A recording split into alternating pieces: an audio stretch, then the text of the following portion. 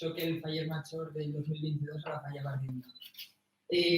Tot comença des de ben menut. Jo tenia la il·lusió de ser faller i la meva família no els agradava res. Aleshores, no hi havia cap cosa que fer i quan vaig tindre una xicoteta oportunitat va ser quan la meva cosina es va presentar a reina Faller del Borriana. En les paraules de boca de mon pare, si la teva cosina és, tu seràs faller, no t'apures. Què va passar? No vaig ser.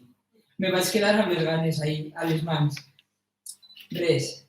Així que va passar el temps i quan ja vaig tindre certa edat, en 15-16 anys, vaig poder entrar a la falla, a la comissió a la que jo ara pertany.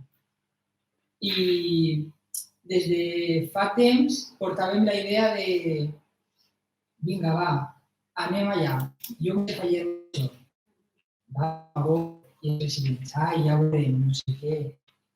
La gent del meu voltant, va, doncs a veure si un any passa i eres faller major. I era com una idea que es quedava allà dalt, com que no vaig anar aplicant. Així que passava el temps i no passava res. I de sobte un dia em diuen, tal dia anem a dinar. Vale, sí. Què fem? Res, doncs anem a dinar, anem un ratet de festeta i, si no teniu lío, anem al Pa i Porta. I dic, vale, perfecte, anem al Pa i Porta que no tinc cap problema. Lliure tot el dia, a la Sant Demà treballi, però no passa res. Així que va passar el dia, vam anar a dinar i vam fer la festa. Vam acabar malament, perquè jo damunt a ma mare el vaig dir mamà, avui no sabia què posar-me, així que em vaig a posar borratxo. Total, passa tota la vesprada i anem al Pa i Porta. I allí tots sentats i jo dic, per a ser un Pa i Porta després de pandèmia hi ha molta gent, 1, 2, 3, 4 taules separades de 10 persones. Algo passa així, no, això no és normal. Una fallera parlant pel telèfon i l'altra esperant a que l'altra fallera entrara. A lo que entra, sense sopar, l'altra fallera comença a parlar de la fallera major del 2020-2021. I jo no sabia per on anar els tirs. Jo dins de mi pensava, aquesta xica què està fent? Jo no donava crèdit. De sobte s'alça la fallera i la fallera major i treuen una banda d'una caixeta i s'agenollen els dos i em diuen, vols ser el rei? I jo dins de mi no donava crèdit al que estava passant i me pensava que era tot una broma. Així que l'únic que vull fer és riure i amagar-me en el meu polze.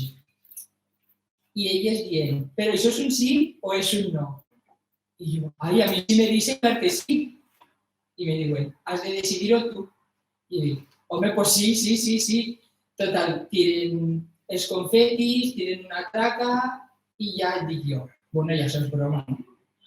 No era broma, m'havia cremat sense consultar-ho en casa, sense dir res a ningú. Havia dit que sí i havia acceptat. Res.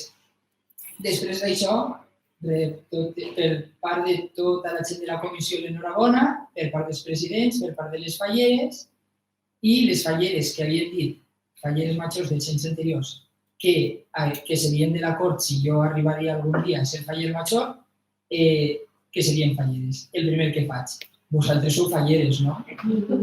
I respostes algunes, no sé, però jo intentaré que sí. Respostes d'altres. Jo estic estudiant per a fer l'EMIR, però sí, si puc acompanyar-te al que siga, ahí estaré. No passa res, ahí estaré. Així que jo content, ja tenia mitja cort formada. Això va ser divendres i el diumenge rep el primer WhatsApp de la presidenta de la falla. Vicent, em demanen el teu número d'apunt. Què faig? El passe? I dic jo, ai, mare Berta, no sé si passa o no passa res. Diu, te cridarà Sofia, és d'ací de Borriana. Vale, la primera entrevista. Després d'això, seguidament, el periòdic. Després, Mediterrani.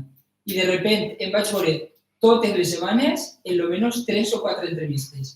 Jo deia, no sé què està passant així.